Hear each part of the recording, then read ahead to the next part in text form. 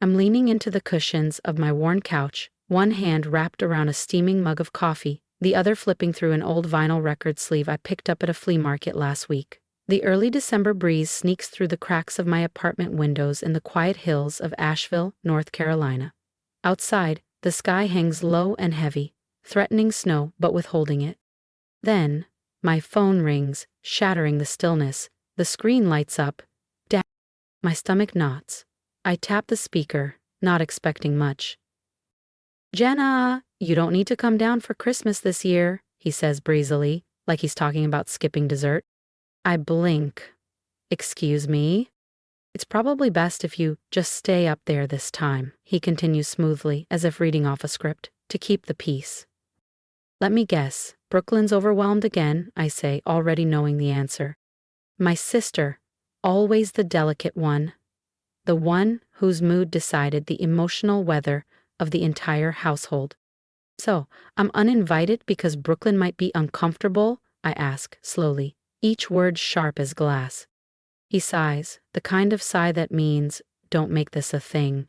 It's just one holiday, Jenna. You'll be fine." I rise from the couch, wood groaning beneath me. One holiday?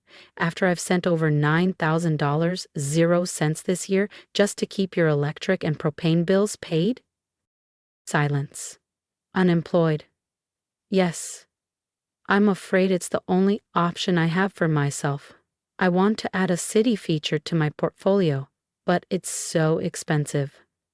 Honestly, does she know not the worst emotions? Unemployed, angry? "Don't drag money into this," he says at last, a little defensive. "You offered to help." I laugh, a bitter, empty sound. Offered? When the power got shut off in February and Mom called me sobbing, who paid it within an hour? In May, when the AC failed and you said Brooklyn couldn't sleep without it? Me again. And in October, when she drained her savings on that failed candle business? I covered your heating oil. He doesn't argue, just retreats behind the same tired excuse. "She needs calm, Jenna. She's been through a lot." "And apparently," I mutter, voice flat, "I'm just the utility company with no seat at the table." I stare through the fogged-up window as snow begins to drift from the darkening sky. Small flakes swirl and settle on the pavement, slowly covering the walkway outside my apartment. "I've been through a lot too," I whisper to no one. But no one ever paused the world for me. Dad's voice, still echoing in my head, had tried to stay calm, almost bored. But I heard it, that flicker of annoyance. "Don't make this awkward." "It's not personal." I gripped the table's edge until my knuckles paled. "Then don't expect another dime from me this winter." And I ended the call before he could say a single word. My finger hovered over the screen until it went black, just like my mood. Outside, the snow kept falling, silent, cold, but not quieter than the silence now filling my apartment. I sank onto the edge of the bed, hands clasped like I was bracing for an impact that had already happened. My thoughts tangled in my head like the old cords jammed in Mom's kitchen drawer. They really went through with it, excluded me from Christmas. No drama, no yelling, just a casual erasure, like canceling a subscription. My eyes drifted to the shelf across the room. A small, framed photo. Thanksgiving 2019. Me, Mom, and Dad. I'd just landed my first full-time job at a freight warehouse. Exhausting hours, minimum pay. But I caught a 6-hour bus ride home anyway, just to sit at the table and eat Mom's dry turkey and listen to Dad rant about fantasy football. That warmth feels like another life now. I stood up, crossed the room, and opened my laptop. The wind outside howled like a stray dog circling my windows, hungry and unwelcome. I pulled up the utility dashboard, the one I'd created last winter when Mom called, saying the propane tank was near empty and the nights were getting dangerously cold. I checked the payment history. Over $2,400, 0 cents last year.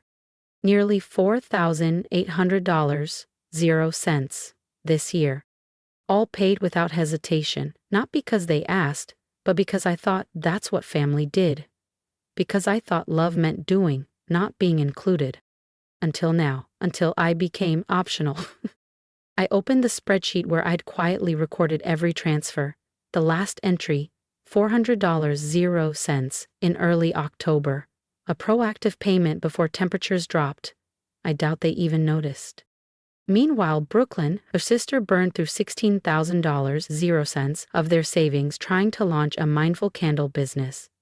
Mass-produced candles with homemade labels and a whole Instagram aesthetic. Nothing sold.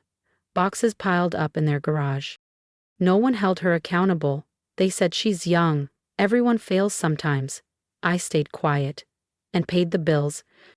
Brooklyn's feed still glows with latte art, weekend brunches, thrifted coats that somehow always cost $85.00, and wellness days in boutique spas, while I clock 10-hour shifts on my feet and rotate the same 3 pairs of work jeans. I hovered over the cancel auto pay button. The cursor blinked like it was asking me if I was sure. But I wasn't hesitating out of doubt. I was remembering what it felt like when I thought I mattered. And then I clicked. Service cancellation confirmed, effective December 3rd, 22 days before. I closed the laptop. Snow thickened outside, drifting like ash, the kind of slow, steady fall that buries everything over time. They wouldn't notice at first. Brooklyn would still sip her $7.00 chai. Mom would ignore the cold until the frost reached her fingertips. And Dad? He'd get mad, but he couldn't pretend I wasn't pushed out. And maybe, for once, he'd understand that I get cold too. That this time, I chose warmth. For myself. 4 days passed before I heard from Mom. Jenna, the heating system's acting up. Can you check it for me? That was the first message from Mom. No apology, no acknowledgement of the last conversation. Just maintenance. I stared at the screen for a long second, then set the phone face down on the table. I didn't reply. That night, a new text came through, from Brooklyn. No greeting, no question, just one short line. Real mature. I smirked. That was so her. Always the judge, the victim, the entitled voice of righteousness. She probably thought I'd bite, that I'd text back some long explanation or a guilt-drenched apology.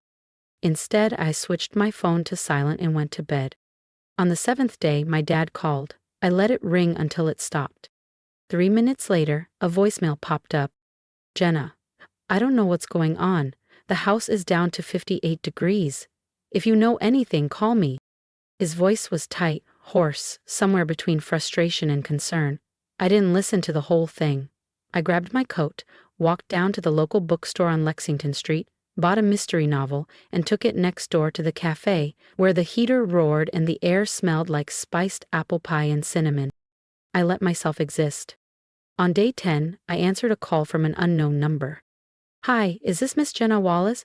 We're calling about the heating oil service for the residents at 143 Fairhill Drive. The contract was under your name and we haven't heard from the homeowners. I canceled it, I said calmly, and I won't be renewing. The man hesitated, just confirming. You're not continuing payments. I looked out the window. Snowflakes drifted down slowly, blanketing the streets like powdered sugar.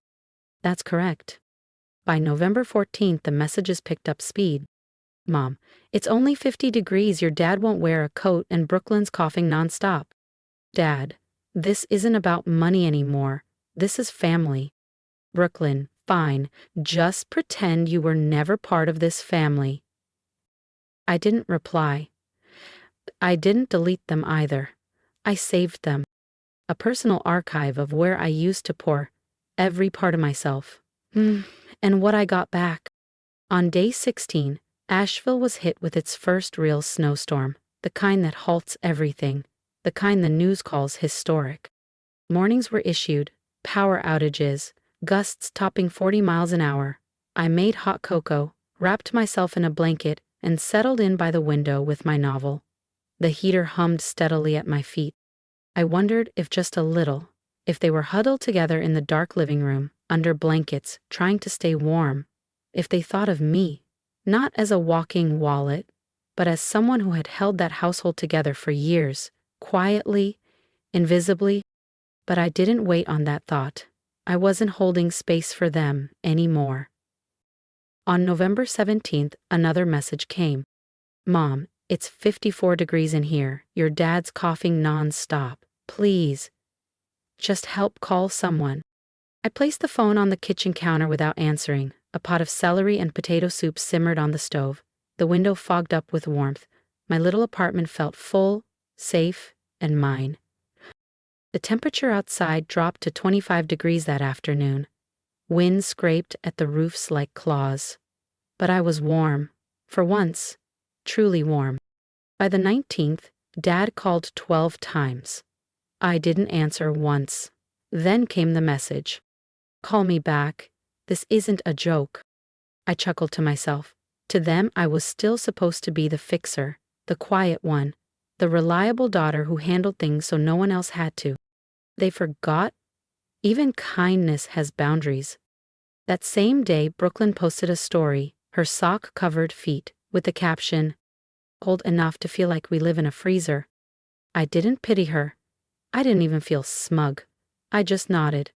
Exactly right, Brooklyn. You are in a freezer. One you locked yourself in the day you told me to stay away for peace. On November 21st, Mom called again. Voice raw. Jenna, it's down to 40. Your dad's sleeping in his coat. I stirred my soup, took another sip of tea, and looked at the thermostat. 73 degrees. I wasn't cold anymore. My hands are so numb I can't even do the dishes. Can you do something? That was the message from Mom. It came as I was buttering slices of sourdough for grilled cheese. The oven glowed orange, warming the kitchen, and the scent of sizzling butter filled the room. I didn't respond.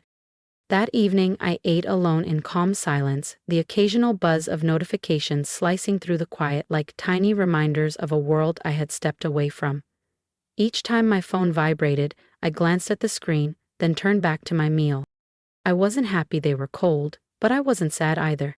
I was simply existing within the lines I had finally drawn after years of being treated like a backup generator for their needs. No permission asked. No thanks given. On November 23rd, 2 days before Thanksgiving, a message from Dad stopped me mid-chop while I was slicing onions.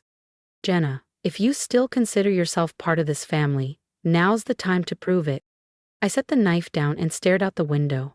Outside, the snow was thick on the ground.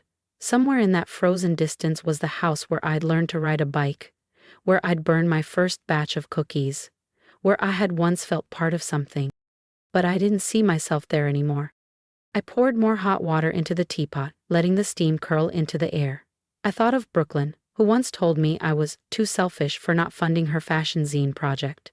Of Dad, who said I was too sensitive when I brought up how often I was excluded from family decisions. Of Mom, who always chose silence to keep the peace. I had been the silent one long enough. That night, I curled up on the couch with a book, wrapped in the fleece blanket I'd bought for myself last winter. The lamp cast a soft glow, and outside the wind whispered over rooftops. My phone rang. I didn't answer. Because sometimes, the only way for people to realize your worth is when you're no longer in the place they always assumed you'd be. On Thanksgiving morning, I woke before sunrise. The city was hushed under a white blanket of snow. No cars, no voices, just stillness. A peaceful reminder that winter had arrived. I made coffee, toasted bread, peeled an orange, no turkey, no stuffing, no cranberry sauce.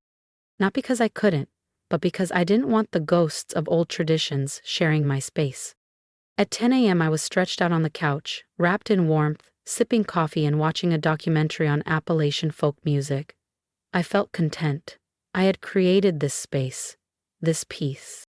Then the doorbell rang. I knew who it was. I peeked through the peephole. There he stood. Dad, thick gray coat, red cheeks, that same look he always wore when things didn't go his way. Not regret, just expectation. I opened the door slightly. Warm air rushed out and touched his face. Jenna, he said, we need to talk. I leaned against the frame. I don't think today's the right day to. You cut the heat, he interrupted. The house is freezing. Your mom's sick. Brooklyn's locked herself upstairs. It's 38 degrees. I held my gaze. I didn't cut anything. I just stopped paying. That's not the same. He blinked. The account was under your name. We didn't even know it was shut off. Because it wasn't in your name to begin with, I said. I managed it, quietly, for 2 years. Over $8,000, 0 cents. And one phone call from you erased me from dinner to protect Brooklyn's peace. He stiffened. We're out of money. We sold everything. We called the heating company. They want an upfront deposit. We don't have. Your mom's running a fever. We can't hold out much longer. Cold air slipped in through the crack in the door, brushing my legs. But I didn't move. You told me I should stay back to keep the peace for Brooklyn, I said quietly. So I did exactly that. I stayed back. Dad tugged at the edge of his hood, his eyes narrowing as the cold reddened his cheeks. You're punishing the whole family over one sentence said in frustration? I opened the door a little wider, just enough to let him glimpse the inside, the warm light spilling from the kitchen, the soft hum of the space heater, the neatly set table for one. It's not punishment, I said gently. It's just the cost of being pushed aside when I was no longer needed. He stared at me, silent for a moment, then turned without a word and walked away. His footsteps crunched through the snow as he disappeared into the night. I closed the door. The click of the lock echoed with finality. Inside, I poured myself another cup of coffee. For the first time in years, I wasn't trembling. The week after Thanksgiving, I got a call from Haley, my cousin in southern North Carolina, one of the few who still called, who didn't treat me like a shadow just because I wasn't glued to Brooklyn's orbit. Jenna, she said, the wind howling faintly through her speaker, I just talked to Aunt Celia. Things at your folks' place, they're worse than I thought. I sat at my dining table, hands wrapped around a cup of ginger tea, watching the fog build on my window. Brooklyn's moved out, Haley continued.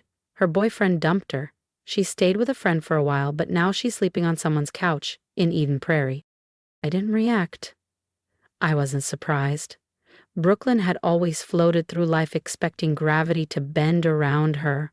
But eventually, gravity wins. What about my parents? I asked, voice steady.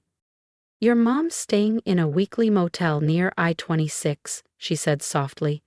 One of those rundown ones with buzzing neon signs and thin walls. She's got a mild case of pneumonia. And Dad? Haley paused. He sold Grandpa's watch collection, the vintage one he used to polish every Sunday. He listed them online, used the money for some temporary heating oil, but it won't last long. My fingers tightened slightly around the teacup. That collection was the only thing my grandfather left behind. Each watch, a story, a memory, a symbol of dignity. Now, reduced to digital listings, waiting for strangers to click, buy now. You okay? Haley asked gently. I'm okay, I said after a beat, just sad, not for me, for how it all fell apart. I'm not, Haley replied, her voice gaining steel. You did the right thing. If people only reach out when they need something, that's not love. That's just use. We talked for a while longer about her garden, her dog, and her new job. After we hung up, I sat quietly with my phone in my lap, its screen dark and reflective. I didn't feel bitter. I didn't feel righteous. Just resolved. Like someone who had walked far enough to stop, turn around, and finally stop waiting for someone else to catch up. Life returned to its rhythm. Morning coffee, 7 to 3 shifts at the warehouse, evenings at the market, buying warm bread and fresh apples. Nights spent curled up with a book, jazz spinning softly in the background. Occasionally, a call from Haley reminded me I wasn't entirely alone. Brooklyn never texted. Neither did my parents. After my dad showed up that day, the messages had stopped. Silence after so much noise. The old house on Ashwood Street? It was up for sale now. Haley sent me the listing. Faded shutters, crooked porch steps, no heat. They couldn't afford to keep it, not with winter just beginning. Sometimes I dreamt of walking back inside. I could still see the linoleum kitchen floor, the oven Mom used for pies, the dining table where Dad read the paper. But in the dream, the lights were off, the house was cold, and no one was there. I never walked in. I just looked one last time, and gently closed the door behind me. I wasn't angry, truly I wasn't. But I wasn't sorry either, because I had been cold once, too. The difference was, I'd learned how to build my own fire. In early December, Haley called again, laughing. "You won't believe it," she said. "Brooklyn's online, sobbing about being abandoned by her cruel sister." I smiled. "Let her talk," I said. "People believe what they want." Because I didn't need to explain any more, not when I had finally chosen myself. From simple things, from clear boundaries, from knowing that sometimes, to truly live in peace, you have to walk away and not look back. That afternoon, the snow lay thick and soft on my small balcony, covering the old lavender pot I'd meant to replant since fall. The wind was sharp, but the silence of the city in below-zero weather wrapped the streets in stillness.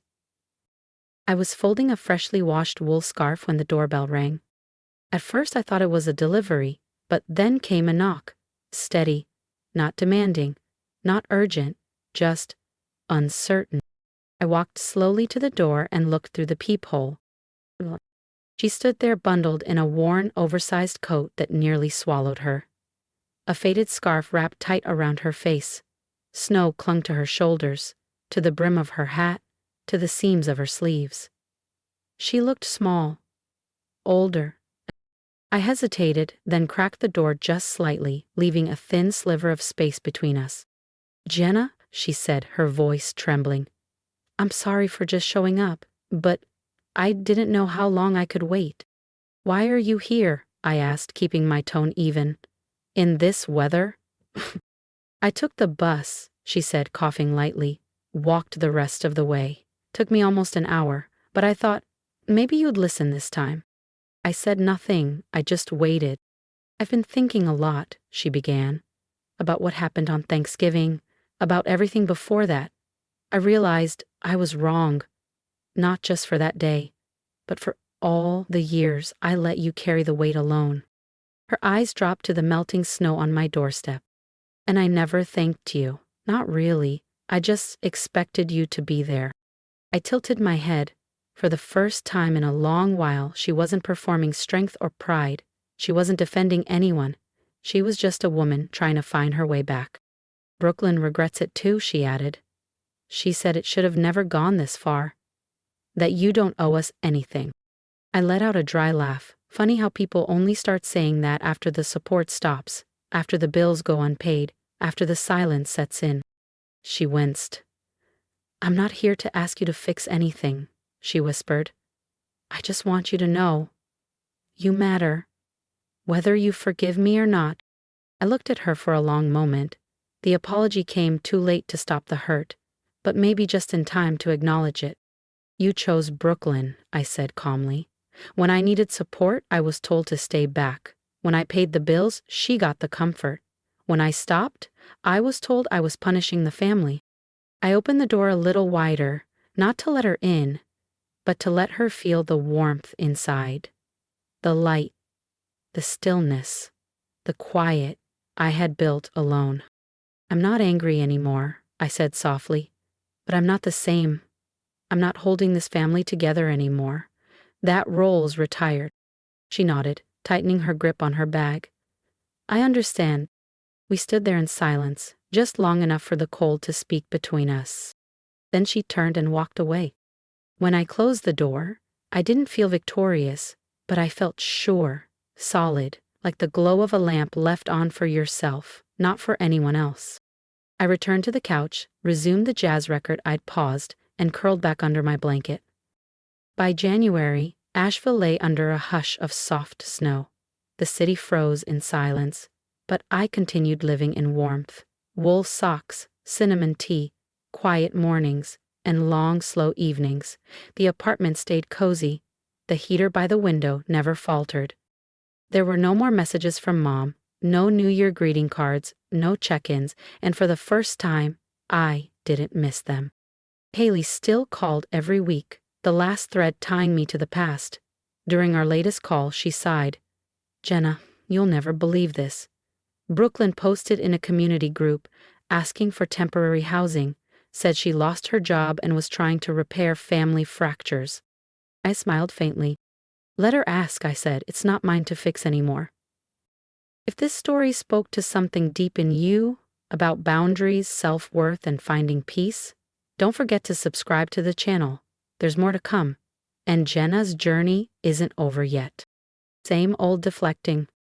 I didn't say anything. I just switched my phone to speaker and kept chopping onions. The sharp smell filled the kitchen, blending with the comforting sizzle of the sauté pan. Whatever Haley was saying, it got drowned out in the warmth of that moment. Uncle Ron's trying to sell his old SUV, she said through the speaker. Apparently, he needs the cash to cover some overdue medical bills. I stirred the onions gently, listening without needing to respond. And Aunt Celia? She moved in with a cousin in Knoxville, Haley added, her voice laced with dry humor. Says she needs time to reflect on how she raised her kids. She gave a small laugh. Bit late for that, don't you think? Maybe, I said calmly, but late is still better than never. It was true. As the weeks passed, the fog had lifted from things I once clung to. Not everyone changes. Not everyone is meant to be waited on. Some bonds were never built to carry weight. Some fractures are better left untouched. Like ice, too thin to step on twice. I didn't think about Brooklyn anymore. I didn't check for her stories. I no longer felt the urge to explain myself to people who never listened. I simply lived. And each morning in this apartment, waking to the hum of the heater and the golden light across the wood floor, reminded me that this piece, I built it. Not from someone's approval, but from my own choice. By the end of January, I walked down to the used bookstore near Market Street. The owner, a kind man with ink-stained fingers, greeted me warmly. "Haven't seen you in a bit," he said. "Braving the cold again?" I smiled, picking out a novel about women who walked away from everything to start over. Back home, I made tea, placed the book on the table, and curled up near the fireplace. The flames danced across the exposed brick, flickering steady and slow. Like me. Somewhere out there, maybe the house on Ashwood Street was still freezing. Maybe they borrowed space heaters or curled up in coats. Maybe they sat in silence at a table no one had earned a seat at. But not me. I didn't belong to that anymore. The fire crackled and I sipped my tea, letting the warmth settle deep into my chest. Because I had chosen peace, and I no longer confused sacrifice with love. But the truth is, unconditional sacrifice often teaches others that your worth comes without limits. I've learned the hard way. Constantly giving doesn't make people love you more. It just makes them depend on your silence. Now, I no longer live to earn a seat at someone else's table. I've built my own. One with warmth, peace, and no need for permission. And that's the most freeing thing I've ever done. If you've made it to the end of my story, thank you for walking this path with me. Sharing this wasn't easy, not because I'm ashamed, but because for a long time I believed that my silence was strength. That being the reliable one, the one who never asked for anything in return, somehow meant I was doing the right thing. But here's what I've learned. When you give everything and only receive absence in return, that's not loyalty, it's quiet self-erasure. To those of you reading this, I want to ask, what would you have done in my place? Was I wrong to draw that boundary, or was it the only way I could finally breathe on my own?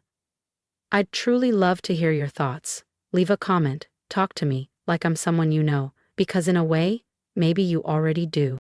And if this story reminds you of your own family, your own quiet sacrifices, let this be a gentle nudge. You're allowed to say enough.